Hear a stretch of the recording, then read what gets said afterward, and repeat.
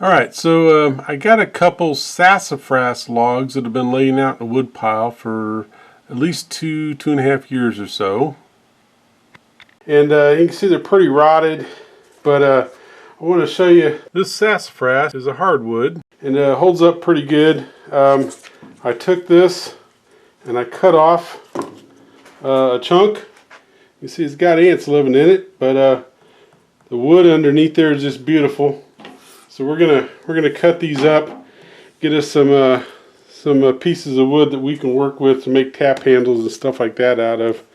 But like I said, just because it looks bad on the outside doesn't mean the wood on the inside is not still in great shape.